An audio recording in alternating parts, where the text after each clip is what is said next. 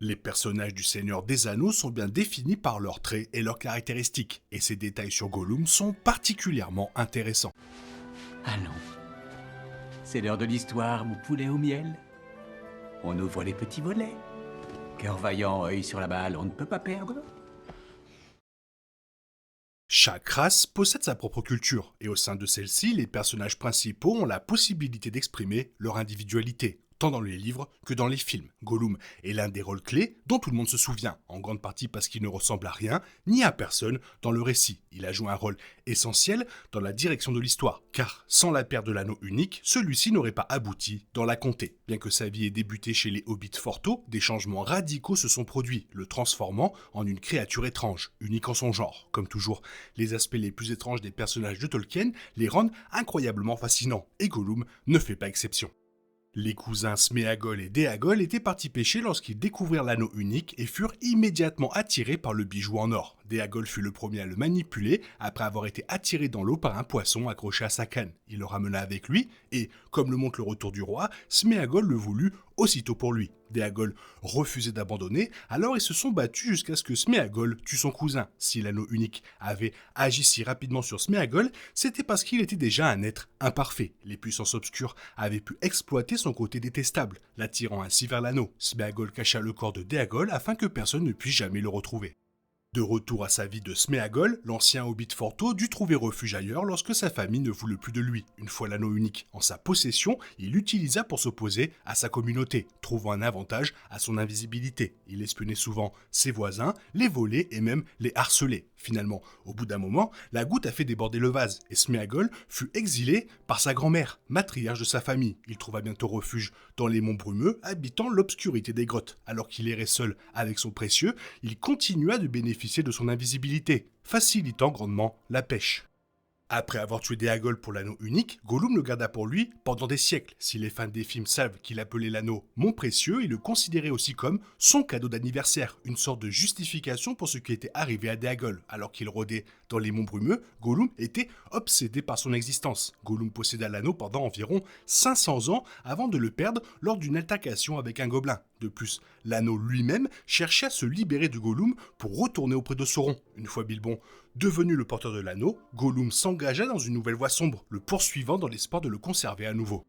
Il va sans dire que ce n'est pas Gollum lui-même qui a contribué à la révolution de l'imagerie de synthèse, mais pour donner vie au personnage, Weta Digital, la société d'effets visuels de Jackson, a misé sur de nouvelles techniques. Le physique et les mouvements de Gollum ne ressemblent à aucun autre personnage de la trilogie. Il était donc essentiel de capturer l'essence même de sa personnalité. Serkis devait initialement se contenter de donner sa voix, mais Jackson a changé d'avis en voyant ce que l'interprète était capable de faire. Il souhaitait donc que sa performance physique soit aussi présente que possible dans les films. Ils ont donc poussé le réalisme plus loin pour rendre Gollum aussi crédible que possible. Le résultat fut payant et Gollum devint l'un des meilleurs personnages de la trilogie.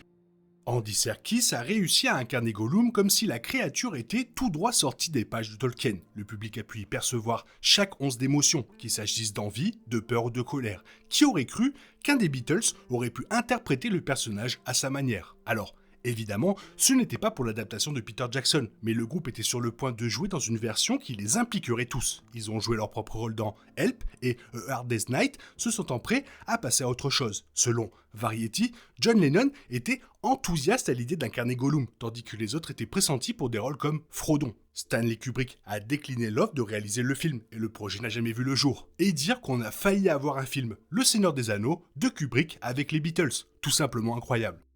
Lorsque les spectateurs le voient dans le film, il est difficile de déterminer l'âge exact de Gollum, son apparence est peu familière, même comparée à celle des autres personnages du Seigneur des Anneaux. Possédant depuis longtemps l'anneau unique, l'existence de Gollum a dépassé de loin l'espérance de vie d'un Hobbit Forto, qui était de 100 ans. Gollum mourut vers 589 ans, date à laquelle il tomba dans la montagne du destin. Sans cet événement, il est difficile de dire combien de temps il aurait survécu. L'anneau unique avait pour caractéristique de permettre à son porteur de vivre bien plus longtemps qu'il ne le devrait, et Gollum en était un parfait exemple. Outre son âge avancé, Gollum ne ressemblait plus à un hobbit fort tôt, ni à Sméagol. Il était devenu émacié et ayant vécu une grande partie de sa vie à l'ombre des monts brumeux, il n'était plus habitué à la lumière du soleil. Son nom et son corps avaient tout de changé. Sa façon de se déplacer était également différente. Il ne marchait plus comme un hobbit fort tôt, mais à quatre pattes. Pour les films, cela ajoutait au sentiment général de déstabilisation qui régnait à chaque scène où il apparaissait. Cette transformation était un excellent moyen visuel pour le public de comprendre le pouvoir toxique de l'anneau unique et ses effets sur les êtres de la Terre du Milieu. Tolkien s'est inspiré de divers sujets pour écrire les romans du Seigneur des Anneaux. Sa connaissance approfondie des langues lui a permis de créer des langages originaux pour les races qu'il a inventées. Et on dit que son expérience pendant la Première Guerre mondiale a influencé les intrigues. Certains chercheurs ont suggéré un lien entre Gollum et les personnages de Beowulf, un conte traduit par Tolkien. Les traits de Gollum et de Grendel semblent être les mêmes. Grendel est un antagoniste clé du poème épique, et sa monstruosité est, selon l'érudit Verlin Vlieger, indiscutablement similaire à celle du personnage du Seigneur des Anneaux. Même si c'est là que Tolkien a trouvé l'inspiration, il a su faire de Gollum un personnage unique et véritablement marquant de l'histoire.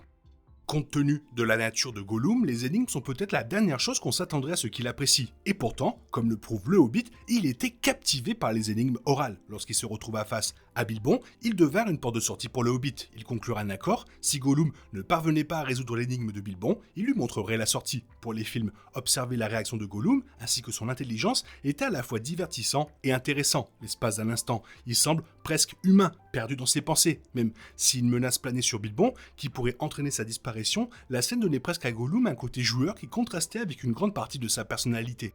Même selon les standards fantastiques du Seigneur des Anneaux, Gollum n'est pas un nom naturel. Les films ont révélé que Gollum était en fait le son émis par Sméagol lorsqu'il toussait et vomissait. Avec le temps, Sméagol oublia tout de sa vie antérieure. Il se rebaptisa alors Gollum. L'étymologie de Gollum était globalement la même dans les livres, mais Sméagol ne se l'était pas attribué. Ce sont ses voisins qui l'ont fait. Sméagol émettait sans cesse des bruits étouffés qui ressemblaient à Gollum. Ses voisins, furieux, lui donnaient ce surnom insultant lorsqu'il n'arrêtait pas de les contrarier avec l'anneau unique.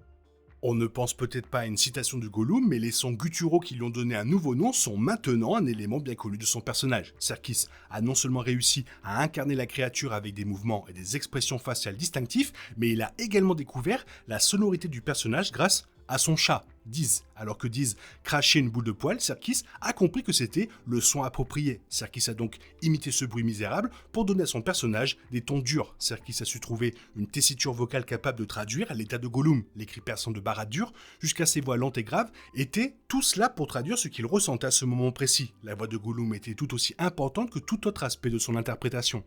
Shelob pourrait être décrite comme un animal sauvage et dangereux dans les films du Seigneur des Anneaux. Gollum et les orques connaissaient Shelob et savaient qu'ils ne devaient pas traverser son territoire à moins d'y être mutilés. Cependant, elle était son propre personnage dans les livres, et Gollum la voyait même comme une figure importante devant laquelle il devait se prosterner. Pendant son exil, Gollum atterrit aux abords du Mordor. C'est là qu'il rencontra Shelob et fut stupéfait et il adora immédiatement la créature. Alors que Shelob refusa de manger Gollum, il lui proposa de devenir son espion et de lui trouver de la nourriture. Plus tard, Gollum alerta Shelob de la présence de Frodon et de Sam dans son repère. Les films n'ont jamais confirmé si Gollum avait rencontré Shelob auparavant. Ils ont donc laissé cette relation intéressante de côté, un peu comme si Gollum était tombé amoureux de Shelob.